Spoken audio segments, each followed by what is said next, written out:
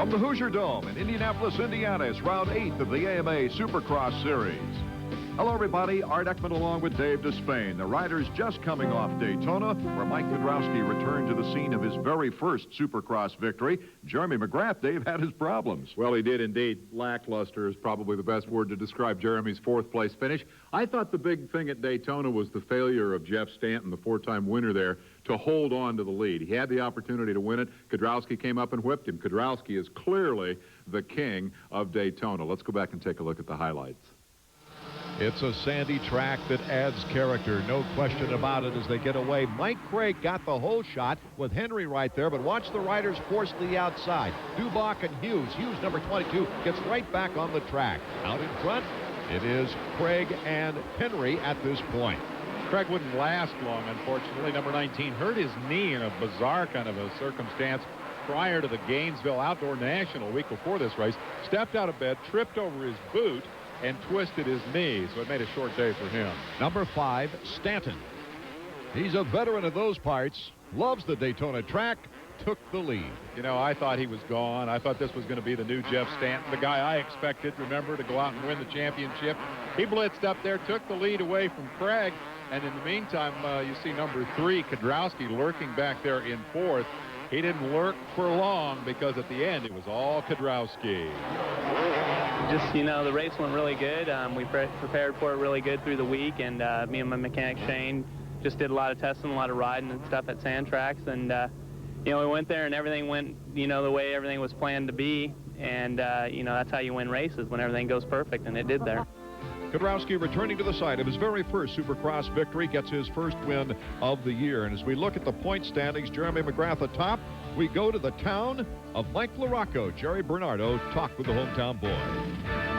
Okay, we're at the Hoosier Dome. Me, Jerry Bernardo, Mike LaRocco, Team Kawasaki rider extraordinaire. Mike, hometown advantage. Out there, nobody knows it. There are some deep, deep whoops. They're about 4 feet apart. What are you going to do on top of those things? Can you get up on top? We're definitely going to try right now. We're just trying to get through them, but I think our race time they'll wear in and, you know, be a good place to pass. Okay, you've been kind of running consistently a few clicks back from numero uno. Do you think you can change that all here today? You know, I mean, you've got the speed. Yeah, it's definitely not a speed problem. I just need to get out there earlier in the race and, you know, stop screwing around and, you know, get a good start. And I think I can win if I do that.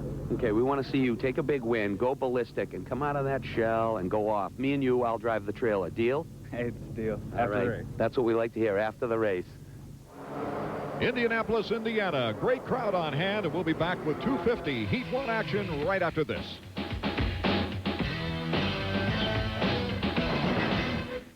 The countdown is on for round 14 of the AMA Supercross Series. The greatest riders in the world are coming to Spartan Stadium in San Jose, California. June 4th. That's right, June 4th. It's the Coors Light Challenge featuring factory stars. Order tickets now by calling 408-998-BASS. That's 408-998-BASS. Or stop by any BASS ticket center. Don't miss the only Bay Area appearance of AMA Supercross. June 4th, San Jose Spartan Stadium. Yeah, the team definitely makes a difference. I mean, we got the 4 best guys out there. It's just another day for me. Just going out there and knowing that you're the best. I don't try and intimidate anybody. I'm out here to win the race, and that's what I'm going to do. You know, if anything, they probably try and intimidate me, but it doesn't work. We try to just get a winning effort going, so these guys can go out on the track and do what they need to do. Definitely got to get a good start, and of course, be on the best bikes out there, which are Hondas. Because my color's red. That's fast, because it means.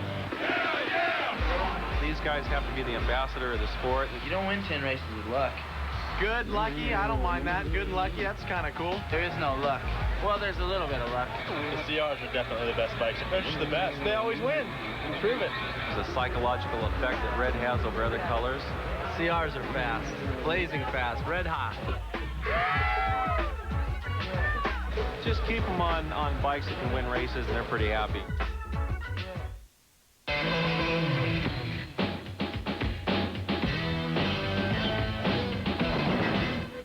It's the Hoosier Dome, and the track builders here gave the new meaning to the word technical. And I'm talking about the whoops. 130-foot long section of whoops down on the bottom side of your screen there. That second straightaway, that is the section of this racetrack everybody's talking about. one, you got to get through it without going on your head. And two, if you can get through it, it's a good place to pass. Very hard-packed soil, very slick. And not too many ruts have been driven down there from qualifying as we get set for the 250 heat number 1. Emig, Ward, Matasevich, Stanton, Mike Kudrowski, Lamson, the big names in heat number 1. They get out of the gate, and it looks like Emig with the advantage. Emig, and he gets the whole shot. Larry Ward real close there on the outside. And Jeff Matasevich, chicken, number 21, getting another great start. He's had some tremendous heat races this year. What's the scoop here, Art? Yamaha put up some extra money in this heat race for something. 3 of them out front. Emig, Matasevich, and in hot pursuit, Larry Ward. Then comes the number 3 of Mike Kudrowski, the first non-Yamaha among the front runners. And Stanton behind him. Here's the first action in the big whoops. 21 is Chicken. Emig out in front, but Chicken takes the better line of the two and takes over the lead. That's the key piece of this racetrack. You just saw the whole enchilada right there. If you can get through that section, you can win this thing. In our highlights of heat number 1 here, Matasevich goes all the way now to secure the lead and the victory in the heat race. Watch Larry Ward as he comes spinning on the flat track. We see Emig, Kudrowski right behind Ward. Stanton, number 5, sitting back there hoping to make something happen. Here's the bad news for number 11. Larry Ward, when you're bending it into the corner and you got the brakes on maybe just a little bit, all that weight's on the front wheel washed out, and he planted his face. Out in front, the Chicken showed the speed to warrant a factory ride, and whether his bike or conditioning is good enough to last in the main, that was the big question. Kudrowski with a nice move here on Emig. Emig understandably not very happy with the way this heat race went. When you start out front, you want to be able to stay out front. Theoretically, getting the whole shot's the hard part. Emig got the whole shot, couldn't hang on to the positions. Well, he couldn't even hang on to second place. Right here is Jeff Stanton, number 5, and Steve Lamson. Lamson, a very consistent rider and getting better and better each week. These two would be right behind the Chicken and Mike Kudrowski. You can bet, though, that Team Honda would like to see a little more fire here. They don't like running 4th and 5th with their guys, particularly Stanton, coming off that Daytona disappointment. Going into this race, they tried a lot of off-track adjustments to the bikes to see if it would count during race day. That paid off right there for Stanton, didn't it? He whips past Emig, and then Lamson says, hey, Jeff can do it, I can do it. And Emig goes from 1st to 5th. And it's a happy day, though, for Jeff Matasevich taking the heat victory. Good win for Matasevich, who's been plagued a bit with inconsistency this year. He'll have a good starting spot on the gate for the main event, and Stanton turned in a decent charge toward the end. Matasevich with some whole shots. His best finish, though, this year, a 5th place finish. He takes heat number 1 with Kudrowski, Stanton, Lamson. Let's go to Jerry. All right, Chicken, those whoops we were looking at the other day, the big deep ones, that's where you put the move on Emig. What happened with him? He just made a bobble. They're really deep. They're really tough. He made a mistake. I captured on a mistake, took over the lead, and I was really never pressured by anyone. I felt I rode a good, strong race, and hoping in the main event I'll have the same kind of luck. I was going to say, we like to see the privateer out front showing why he used to be a factory rider. What's it going to take for you, Chicken, to keep that pace, though? I mean, you know, in the main you do good, but you kind of fade near the end. What's up with that? I don't know. Well, tonight I feel good. The bike's working really well. We'll have to see what happens tonight. Maybe a different story. Give it hell. Thank you.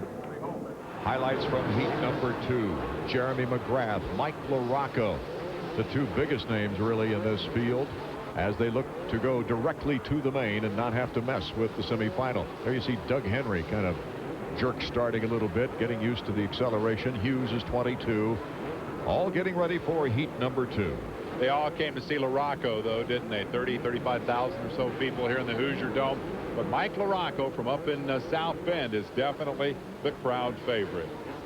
Jeremy McGrath, defending champion from last season, has done a great job as fastest qualifier this year, already winning $5,000. That means the fastest qualifying time and then winning the main event. And it is Michael Craig, number 19, and Jeremy McGrath going out in front immediately as Jeremy cuts to the inside to take the lead on our highlights. Is he going to be able to hang on to it, though? He gets a challenge up the inside. That's his teammate, number 8, Doug Henry, who had a piece of the lead for a moment. Number 10, Brian Swink, and Ryan Hughes also up there as Henry goes Oh, even excites me in the highlights, Dave, as LaRocco, putting on the brakes, it looked like, really avoided a serious injury. Looked like Henry got the previous jump a little bit wrong, and he was out of shape as he came to the second jump. He's hurting a little bit. Here's how it happened. See, he's a little sideways in the air, had one foot off, and then the handlebars actually came up and booted him in the face on the rebound. That bucked him off, and poor LaRocco had nowhere to go. Mike LaRocco staying back in the race, though, as it held him up quite a bit. He's following Palmer, the KTM rider. He's got some catching up to do, and Cliff isn't helping, is he? And Brooks gets into the melee here on our highlights. Can you imagine how nuts LaRocco is at this point? Trying to win his hometown race twice. He gets blocked by the guy in front of him, and now look at the hoop, almost taking his front wheel out from under him. Not a great night for LaRocco. To LaRocco's credit, though, he came back to get the last transfer spot as the top 4 from the first heat and the second heat go directly to the main before the semifinals. The rest go to the semis. Here's number 1, Jeremy McGrath, an easy ride of it to win heat number 2. And there's LaRocco getting tangled up with one more last rider. But you're right, the key here is getting 4th. Pretty impressive from where he had to come from and with all the obstacles along the way. Also a very encouraging ride by number 10 and number 22. Brian Swink on the Suzuki number 10 and Ryan Hughes number 22, making it easily into the main. And for Ryan Hughes, who is running the other division in the 125s, this is a fairly new experience for him in the 250s. Let's hear from Jeremy. Jeremy, if you had a rear view mirror, you would have saw all the big guys go down behind you. Were you aware of that right behind you? No, actually I wasn't. You know, I just got this whole shot, and Doug was right beside me. I came around on lap 2, and I was lapping him, so I don't know what happened. All those guys ate it big time. Listen, you got a 4th at Daytona, back in from outside, a little more comfortable here at home, and it's all timing land. Oh, yeah, that's me. You know, Supercross tracks are great, and, you know, I'm out here to show these guys that I was just playing around at Daytona. Pay attention when you're talking to me. Okay. Daydreamer. Good luck. Thanks. The semifinals coming up with some pretty good riders having to battle to get into the main. We'll be back in a moment. Welcome back to the Hoosier Dome. Art Ekman along with Dave Despain as we get set for highlight action from the 250 first semifinal round. This will feature, of course, Jeff Emig, who failed to get to the main out of the heat racing earlier. It could be interesting to note that Jimmy Gaddis, last year's 125 West winner, is also in this field trying to make the main. It'll be interesting to see how Gaddis fares here. He's been running the Arena Cross series, an AMA series run in hockey rinks, smaller racetracks than this, but we'll keep an eye on how he fares here. Just set to go for the semifinal round of our highlights, and let's check out the whole shot. It'll be Jimmy Gaddis, number 44, on the Kawasaki that edges out Larry Ward on the inside and gets the whole shot with Emig on the outside. Emig tried to rail around the outside and use more momentum to create more corner speed, and it didn't work. Number 15, Eric Kehoe, an impressive start here in the semifinal round. Earthquake's been doing this for about 40 years, and it's remarkable that he's still as competitive as he is. He was a factory Honda 125 rider a long time ago. He gives up a spot there to Emig, who's really the class of this field. Emig using the triple to leap into second place now with Jimmy Gaddis still in front, and he'll put the challenge and win that challenge against Jimmy Gaddis. Interesting fight, though, for Kehoe as he comes up on Gaddis after the pass from Emig. Here's how Jeff gets the job done down through that whoop section. See, he's got the line over closest to the hay bales, and where that's going to pay off is not necessarily in the whoops, but right here in the entrance to the corner. He's in position to make the block pass, and Gaddis is toast. Emig taking over to second of the last lap. Will hold on to it. Look at that deep rut there as he comes back around. And Kehoe will pass Gaddis for second place. He passed him on the whoops, and you see him come over the finish line. So it's Emig, Kehoe, Gaddis, Lewis, and Ward advancing to the main. And our Jerry Bernardo talks with Jeff Emig. All right, Mr. Emig, that was a little style show. Obviously a confidence builder as you put the factory Yamaha out in first where it's supposed to be. Yeah, I didn't have such a good heat race, you know, and I went out there and I tried to be, you know, just a whole lot stronger through the whoops and stuff. And hell, might as well please the crowd while I'm at it. Okay, what was the one we saw on this side with the split leg? I don't know. I guess it's the classic run the sheet maneuver when when the jump, it's kind of sketchy. When you get up in the air, you can always throw those legs out, though. All right, well, good luck on the main, and hope to see you that confident. Thanks, Jerry. You're welcome. And let's get right into the highlights of the second semifinal now, as Michael Craig will take the whole shot, followed by Doug Henry. See how that inside works for Craig? It's a little bit shorter, and the more important factor on the start is you're able to kind of swing out and cross other people's lines. That blocks them, gives you the open racetrack. An impressive start by number 20, Damon Huffman, a 125 rider in the other division. Hughes and Huffman, two very big names for the future. You saw number 22 Ryan in the last semi. Now you see number 20 Damon Huffman. These guys are going to have no trouble making the switch to 250. Henry putting the challenge to Michael Craig, still not fully up to par according to his crew, as Henry cuts to the inside. Good position. Can he pull off the pass? Not quite. Now he's got it. Henry really regaining his strength from a preseason injury and was very slow to heal. It's a tough game because you're always taking such a physical pounding. You don't have to crash to get beat up pretty good on a motocross bike. Look how those whoops kick that bike around underneath you. See how the front wheel just about jerked the handlebars out of Michael Craig's hand. This is a very physical game. Here was really the best battle of the semifinal round. Number 27, Eddie Stevenson, and Larry Brooks, number 31, is going down, was Cliff Palmer, the KTM rider, and he had to go to the last chance qualifier. Tangled with LaRocco in the heat. Now that fall, not a good night for the KTM kid. But Doug Henry continues to sizzle after going down in the qualifying heat earlier to take the semifinal round. The second semifinal going directly. 5 riders from each semifinal round going to the main. Only 2 more spots open, and that's in the last chance qualifier. Here's the lineup: Henry, Craig, Huffman, Stevenson, whose best finish is in 11th place in Atlanta, goes to the main. Jerry Bernardo talks with Doug Henry. Aren't you from Connecticut?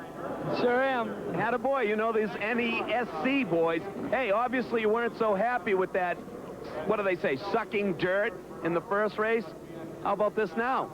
Yeah, it feels great. You know, I wanted to go out and win the semi. I really wanted to go out and win my heat, but I went a little too hard and overjumped the jump, crashed, oh well, so I tried to do it in the semi. Well, I hope to see you right out front with that number 8 factory.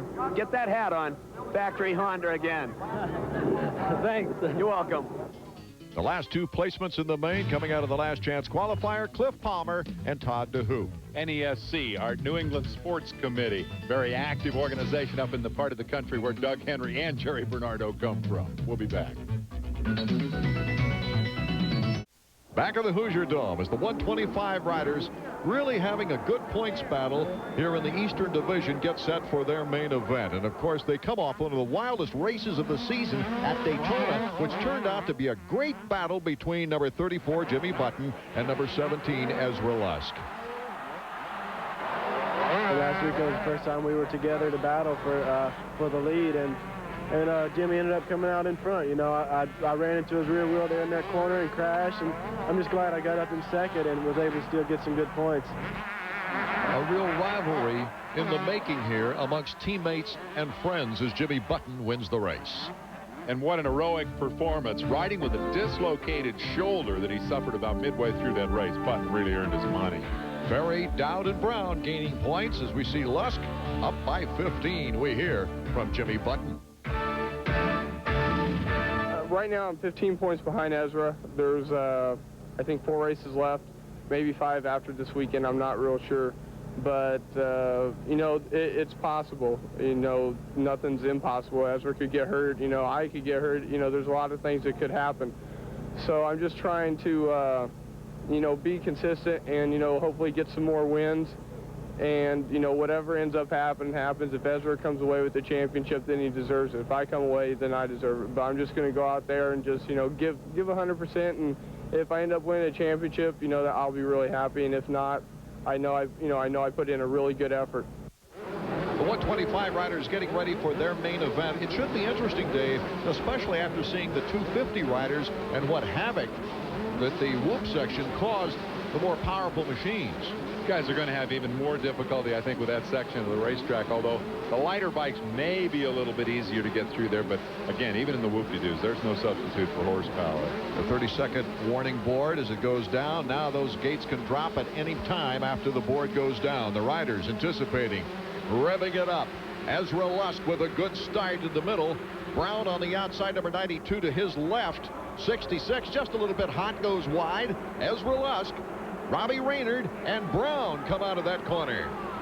Lusk and Raynard, that's the matchup we expected coming into the season. Ezra Lusk wants to get right back on track. The loss at Daytona was his first all year. He doesn't want to dwell on it. He wants to go back out and win again. You know, this start makes one anticipate another great bar-to-bar battle like we saw in Tampa, which was one of the best 125 races of the year, if you rule out Daytona, between number 33, the young phenom from Oklahoma, Robbie Raynard, and Ezra Lusk. They had a great battle in Tampa. There's the rest of the field storming through the whoop-de-doo section, and everybody staying pretty clean here. Those whoops have worn down a little since practice when they were really driving everybody nuts. Raynard doesn't seem to quite be able to get up there and attack Lusk, and he needs to do that early. Number 46 in third is Davey Yezik from Mount Pleasant, Pennsylvania. He made the top 10 in Daytona for the first time this year. Number 88 behind Brown there is Jim Neese, who's had a fine start. His best finish of the year, an 8th place finish in Tampa. Neese is trying to put something together, but this is the real story. This is Brown working on Yezik and wanting third place. Lusk getting some breathing room here early on. Raynard can't afford to drop too far back on this technically demanding track. Everybody expects a great deal of Ezra. This is his third year in the class. Raynard, on the other hand, youngest of the factory guys at 16, you're going to cut him a little slack, aren't you? It's his first year. The important significance here is Lusk was going north while Jimmy Button was headed south. He had a horrible start, back in 15th position. As we check out Yezik and Brown. Brown, number 92, takes the inside on Yezik. Wheel to wheel over the finish line jump. Track comes right back to you. This time Brown tries to cut underneath him. Good move. If he can get that wheel up alongside, Yezik is not going to roll over. Finally, Brown gets alongside, completes the pass. Brown looking very strong in this race. Coming out of Gray, Tennessee, he's had some good starts and some good finishes this year. A 7th, an 8th, a 6th. In the last 2 races, he placed in 5th. You like that kind of consistency. Everybody wants to win every race, but if you can be consistent week in and week out in this kind of competition, you're going to win your share.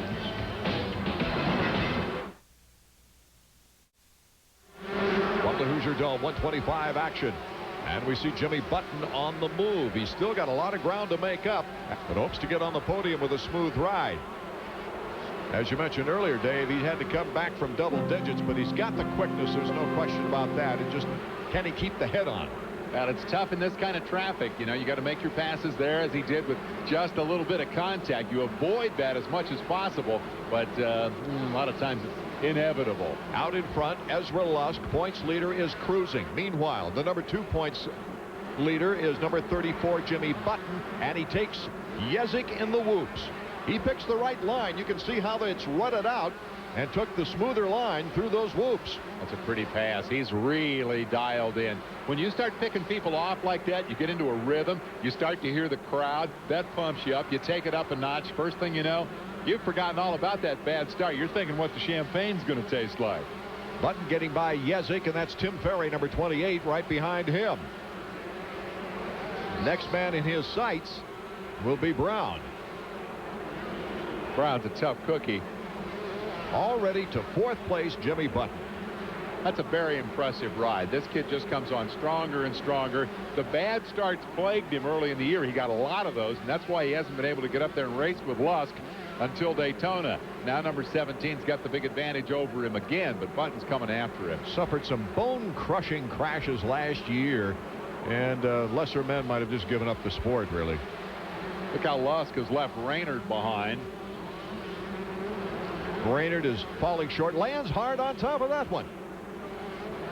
This is the battle. Brown's going to be feeling the hot breath here pretty quick as Button comes after him. He wants that spot, wants on the podium. Most importantly, he wants the points because he knows Ezra's going to get first, probably worst case second out of this. Well, it's good position to win it should Lusk go down in those whoops. And speaking of whoops, Brown has to contend with it now. Jimmy Button to the outside line this time, and he makes a pass. Same result, different line. Yeah, he got by him before the end of the section there, but he was going to get to the corner first anyway and had the inside line, so Button had him covered. Mike Brown, pretty frustrated, I would think, to let that one get away. The difference between third and fourth is the same virtually in the points, but being up there on the podium does a whole lot more for your self-esteem at the end of the weekend. Raynard and this young man, number 17, Ezra Lusk, in front of Jimmy Button. Lusk has been near flawless. Let's go down to Jerry and his mechanic, Ed Longacre. All right, Ed, Ezra's got a killer lead out there, plus 14. I just saw on the pit board you told him to pace himself. Do you think he'll do that? Yeah, I think so. He's just got a good pace going right now. I don't want to try to break his rhythm.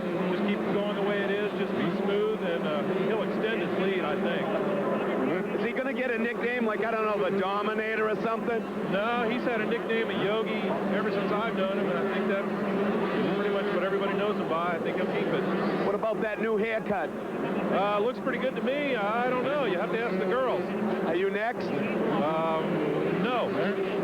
We just might see that haircut on the podium, Dave, as number 17 is riding really well. You see Robbie Raynard there back in second place, but Button is making a move on Raynard. He's getting closer. 125 Main from the Hoosier Dome in Indianapolis, Indiana. Jimmy Button is trying to make a move on this young man, number 33, Robbie Raynard. Raynard, in his first full season of competition in the Supercross scene, has been trying to hold on to second, has not really made his usual challenge for first, and Button has got the heat on right now. Let's see in the whoops. Button has been flawless in catching up time in these hoops. Wheel to wheel, 34 and 33, and Jimmy Button comes out on top. Piece of cake. You noticed maybe in the section before the whoops, Raynard hitting all the jumps just a tiny bit off, not smooth, no rhythm, and that'll just eat you alive. It'll cost you half a second a lap. Now the question is, does Robbie Raynard have the conditioning to keep a podium spot in third? He's got a good lead, and perhaps it'll settle him down a little bit to be able to follow Button and see what Jimmy's doing well. I'm sure that, like every racer, what the kid's going to think of is, how can I get that spot back? But I think he's pretty solid in third. Robbie's mechanic, Robert Sr., is with Jerry. Okay, Robbie dominated that heat race, but now he's kind of dropped back from Ezra. What's up out there? He's just a little bit tight. He's still not sure of Supercross. First time out, this year. He's just not sure of everything yet. Yeah, because there's a little difference out there in the whoops. Ezra started to leave him. You think he's just locking up? Yeah, I think that's what it is. It's nerves. He's just not quite used to it. All right, good luck anyhow. Thank you. Robbie Raynard just doesn't look like he has enough left. Is cruising at a very slow speed going into the final lap is Ezra Lusk. He's out for a fun stroll right now. I can't wait to show everybody else Yogi's new hairdo. Man, is he cooking. You talk about a comeback. Daytona, you get beat, you come here, you make a statement. Just clobber them.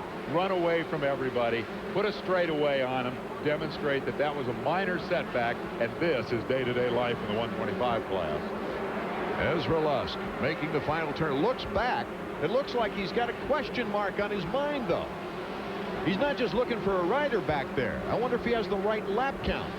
I'm not sure what this is about. He may have lost track of the laps. He may be looking to see where Button is. Either way, he obviously knows he's got this huge advantage, and he's just going to cruise around, keep it on two wheels, take the checkered flag. And Jimmy Button has run out of laps to catch Ezra Lusk in this one. Taking it easy going through the whoops himself. Not exactly a dramatic finish, but another very impressive 1-2 run for the Suzuki kids.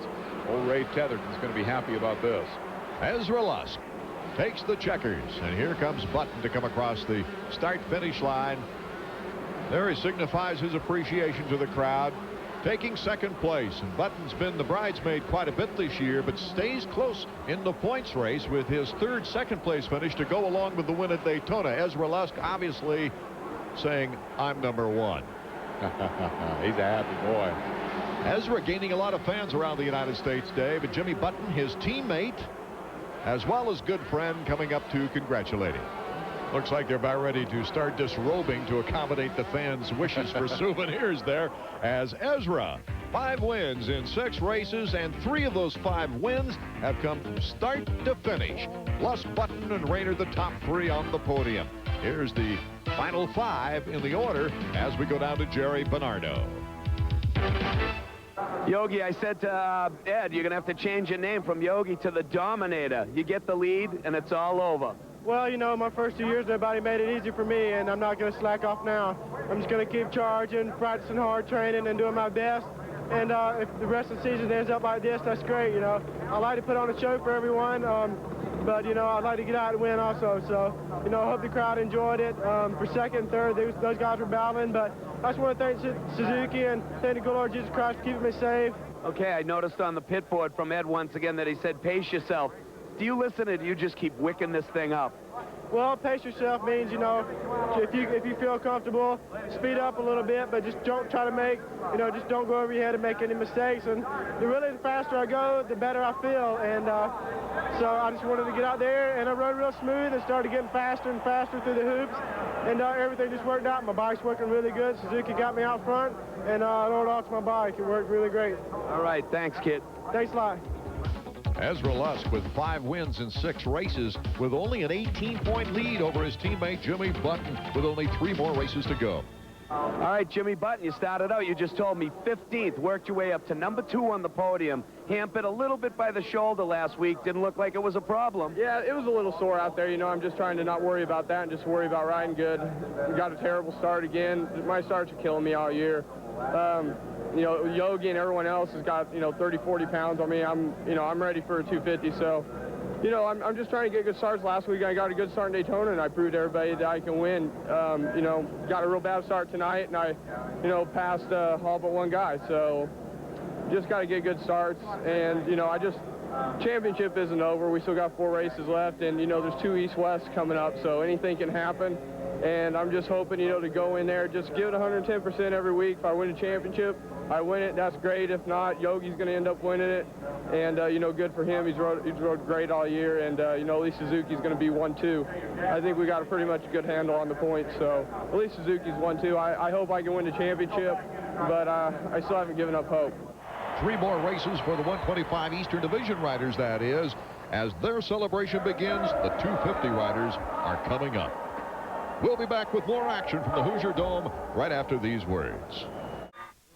At the Hoosier Dome, Art Ekman and Dave Despain as the 250 riders are going through their nervous routines, revving up their engines, shifting their weight, waiting for the gate to fall. The start is so critical to Supercross, and this year you have to be riding a Yamaha to win the start. Nobody can understand it, but every single Supercross race this year, the whole shot has gone to a Yamaha rider. This is the 8th Supercross of the season. We've seen lots of crashes in the preliminary rounds, the qualifying heats, and the semifinals, as well as the last chance qualifiers. Will Jeremy McGrath get a good start and get back into the win column after losing at Daytona with a very uninspired ride?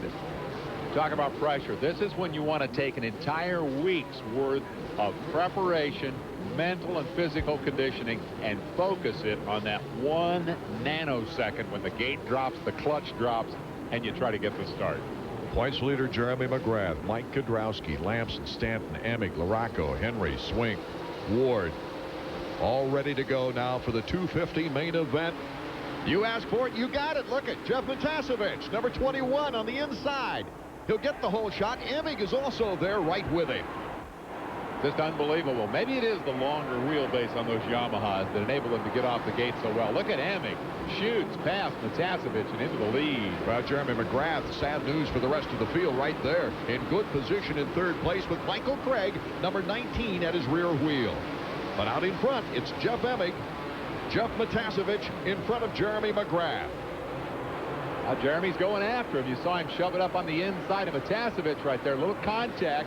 But now look at this. Jeremy gets eaten alive through the whoops. Look at that. Henry, Stanton, Kudrowski, Lamson, all in very poor position. Larocco was back there in the middle of that too. Completely sideways for just a moment. Bad night for the home fans. Out in front, Emig, Craig, McGrath, and Ward go over the finish line jump. 1, 2, 3, and 4. Kyle Lewis in the no-lean Yamaha is also up there in 5th. Got a really decent start. Craig got around McGrath. McGrath will probably try to get that position back immediately. I don't think he wants to follow Michael Craig. Jeff Emig, though, is our leader in the 250 main event. spaced out quite a bit with the chicken right behind him at 21. 19 is Craig. Where's Jeremy McGrath going to make his move? When we come back, we'll find out. Back in Indianapolis, Indiana, 250 main event action. We see Jeff Matasevich, Mike Craig, and Jeremy McGrath. They're all three behind Jeff Emig in first place. Looks just like that first heat with all those Yamahas out front. Now McGrath is starting to put the pressure on Michael Craig, who in turn is staying very close to Matasevich. Oh, he hit hard, almost cased it. Jeremy McGrath takes advantage of it and blasts his way through. Ward even passes Craig as he stands there shaking his head. They got really tangled up there as LaRocco tries to rebound from his bad start. They just about both crashed coming over that jump. It looked like McGrath probably got his handlebar tangled with Craig's arm. Let's take another look. Here they come up and over. You see that Craig gets in a little trouble on the landing. Jeremy jumps right up alongside of him, almost comes off the motorcycle, and then Craig couldn't get turned. Looked like Craig was trying to hold on to him to prevent himself from hitting the dirt. I think he was. Jeremy McGrath coming through. So Jeremy is on the move with Emig and Matasevich still in front of him. Craig dispatched. Oh, nice inside pass by Jeremy McGrath. He takes second place. Look out, Emig. And keep in mind the extent to which these two dislike each other. LaRocco, he won't let off the throttle. He's looking to get around Michael Craig now. LaRocco, one of the quickest bikes in this game today, but so far this year has been unable to get his first win of the season. Bad starts, pretty much the story. I'm impressed with the way Craig has rebounded here from that misfortune. He just about got off the thing, but he's managing to stay cool. See there? He knew the block pass was coming. He didn't let LaRocco complete it. Emig, Jeremy McGrath, 1 and 2, and Jeremy is pulling in the string. He's close, and he will not make any bones about the fact that he'll go beyond saying, I don't like Jeff Emig. He'll tell you he hates Jeff Emig. They just don't like each other. Well, Emig will say the same thing about McGrath, too. It's a two-way street, and if they get close together, anything can happen. Emig with good timing, though, through the jumps here. He's never won one of these things. If Jeremy wins tonight, it'll be his 16th career victory. Jeff Emig has never won one. He's been second before, and he wants to win. He's come so far since he won that 125 championship. Matasevich and Craig with LaRocco right behind. Boy, it'd be tough to get through a block of those two. It really will. And Craig, again, is going forward. He's not letting the threat from behind work on his head. He's going after Matasevich, or at least he was. LaRocco and Jeremy McGrath starting to put heat on the riders in front of them. Let's go to Jerry. Skip, we know Jeremy's in great shape. It looks like he's sitting there just sizing up Emig. You think that's what he's doing? Yeah, I think, well, he tried to make a move right there. Oh, yeah, we just got it. So, he sat back. I mean, that hoop section's pretty tough. You try to push it, you may go down. We're out front now. Let's see if we can extend this lead a little bit. How about Skip Norfolk? Art didn't miss a beat calling that pass. I think he wants your job. Great play-by-play man. New career. He's a great mechanic. They have wonderful communication. Here we've got LaRocco on the move, trying to chase down Michael Craig. He's been close before. He gets up just alongside, and then Craig closes the door again, and that's been the pattern. Michael Craig riding pretty well. He appears to be back to 100% after that knee injury that kept him out of the first national. Oh, great hop. Takes the advantage, and LaRocco has put another one on the post. That's a good move. I don't think he was expecting it. I wasn't expecting it. At the tough place on the racetrack to pass, LaRocco saw the hole and shot right through it. Here's our leader, Jeremy McGrath, out in front. Emig is in second, and number 7 is trying to get up on that podium spot. Here we've got Matasevich and Kedrowski. This is a battle for 5th right now, as out in front, Jeremy McGrath continues to sizzle. Kedrowski with another of his now patented bad starts, trying to catch up. He's come through a lot of traffic to get into contention. And he really had a confidence, Dave, coming out of Daytona. Had good races going into Daytona to gain his confidence, and then got the win under his belt. Here he takes Matasevich in the whoops and goes into 5th. Boy, Jeff's struggling through that section. I think every position he's lost here tonight has been right down through that 130 feet of hell. Kedrowski passing a lapper. That's Todd DeHoop, number 26. Matiasevich not coming back with fire in his eyes at all.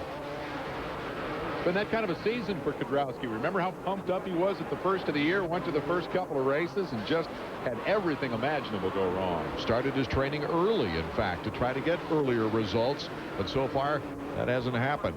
Got his first win the same time he did last year in Daytona. It's Jeremy McGrath out on top of Emig and LaRocco. You're watching ESPN, the Total Sports Network. Late in the race from the Hoosier Dome, Jeremy McGrath looking for his 6th win in 8 races, followed by Emig through the hoops.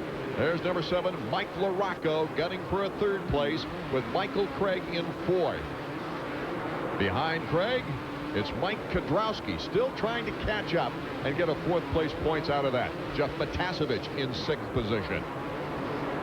From 1st to 6th, the disappointment, but when you look at the lineup of factory stars in front of him, not a bad night for Matiasevich. He continues to be best in class.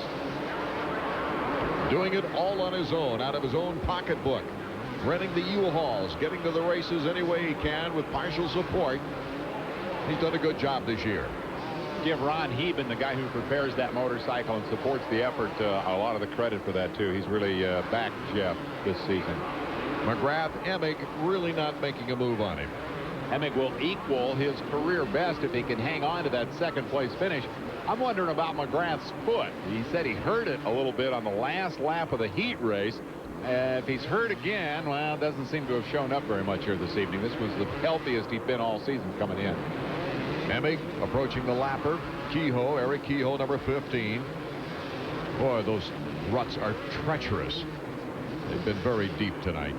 They actually mixed some concrete with the dirt here in an effort to keep the track a little less likely to rut up. I'm not sure how the concrete was going to help, but it seems to have made a difference. There are a couple of places where they get the terribly deep ruts, but yeah, there's a good example right there. But it hasn't been the problem they expected as we watch LaRocco. The ruts haven't really grabbed any front wheels and taken anybody down either. LaRocco putting on the steam, has 3rd place pretty well locked up right about now. Jeff Stanton, disappointing performance along with Steve Lamson. They got slow starts, but they still haven't challenged anybody but each other for 10th and 11th place. A lot of guys got slow starts tonight. The difference is they haven't gone anywhere. In Lamson's defense, he's been sick since Daytona. But the Honda is out in front, that Honda of Jeremy McGrath. He's carrying the colors right now. This is the first race he says he's really felt 100% healthy after illnesses, the flu and the chicken pox. A little bit of everything this year, hasn't he? It's really remarkable that he's able to do what he has done in this sensational 94 season. 6 victories in a year. Now remember, he won 10 last year. So what are you going to do to top that? He says it's easy. I'm going to try to win 11. He's going to be halfway there at the halfway point of the season. He's really on track, isn't he, as he takes around the final lap. This guy really loves to train. His training during the season usually means running and mountain biking, and he was unable to do that during the chicken pox and the flu bouts, and it made him very psychologically disappointed because he loves to do it. You know, Jerry alluded to it earlier, the timing, that's the thing that sets this guy apart.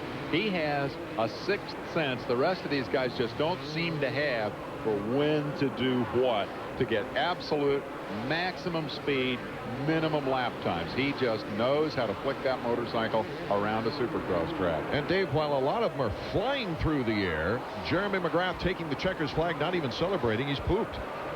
Jeff Emig coming across 2nd. But while a lot of riders are flying through the air very high, McGrath is able to stay low and get back to the power to the dirt quickly. That's it. Keep the power on the ground. Doesn't pay off to go way up in the air. Pays off to go forward. Here he is celebrating 6th time this year. That's just remarkable. No knack-knacks this time around. I'm betting he hurt that foot. Maybe that sore foot was the reason, too. Giving back to the fans. Jeremy really loves interacting with the fans. Jeremy's spoken, I'll say. And what a statement it is. Nobody else in my league. I'm number 1 and planning to stay that way. So says Jeremy McGrath. So the man from Marietta, California takes another one with Emig in 2nd. LaRocco with good points in 3rd. As we look at the final 5, Jeff Stanton, number 10. Let's go to Jerry. Okay, Jeremy, we found out that you're pretty healthy now. You got over all that flu crap. You've been able to train, and you showed us what you were made of by taking another win. Talk to me, kid. Talk to me good. Well, you know, it's been 2 weeks since I won a race, and, you know, it's really important to me to get back on a winning track here. You know, 2 weeks without a win in Supercross is, you know, not too good for me. And, you know, I'm just happy that I could be out here on this 1-800 select Honda and have a great mechanic like my mechanic Skip. So you were jonesing for a #1 win, huh? Well, you know, I was out there, thought I was riding pretty good, then I got tight. The whoops over here really rutted, and, you know, it was really tough. I was kind of riding like a nerd through there, though. So, you know, I took a little time trying to get by the guys, and it took me a while. Were you pacing yourself behind Emig? I mean, usually you just wait and then bang them out. Were you just waiting for the right moment? Well, I kind of was trying to pick out a spot, you know, on the track that kind of knew that I could pass, so that's what I was waiting for. And you did a great job. Good job, kid. Thanks. More than a good job as Jeremy McGrath now sitting there with a 47-point lead in the points race. Mr. Emig, #2 at the Supercross tonight. I know you would have liked to get #1. You were leading it for a while. You had that blue plate right behind you. Well, yeah, you know, once he got by me, you know, I'm thinking, okay, you know, I can do this. And he wasn't really gaining on me. You know, I made a few mistakes in the whoops, but I think that was my slow part all night. But man, I was just right there, and I'm going, okay, you know, just come on. You know, I was pushing myself. You know, I was riding, you know, a good, smooth race. So you hung in there and took #2. The whoop seemed to be the controversial area. How were those things to ride over? They were really gnarly. There was 3 lines through them, and when you got outside the line, they was about a foot deeper. You know, they was pretty nasty. You feel good about your overall performance? You're happy, fluent, coherent? Yeah, I feel good. I tell you what, I'm going to beat that #1 guy here right quick. Behind Emig tonight, in 3rd place, hometown boy Mike LaRocco. All right, I just wanted to say that I'm sure that all the Hoosier fans here are glad to see you up on the podium. Anything you want to say to the hometown fans? I'd just like to say sorry for not winning, you know, for myself and for them. I just like to have been up there to put on a good race. Third's not happy for me, so, you know, it's hard for me to be smiling. That's what we like to hear. Good job anyhow. Thanks, sir. Dave, it seems like the riders learned their lessons in qualifying, not much crashing, but now they have to go back to the drawing board to find out how to stop Jeremy McGrath. Yeah, but you heard it, didn't it? Emig says, hey, I'm going to beat him. LaRocco said, I'm not happy with 3rd. These guys are racers. They'll get him. Art Eckman along with Dave Despain and Jerry Bernardo saying, be with us from Charlotte, the next stop on the Supercross trail.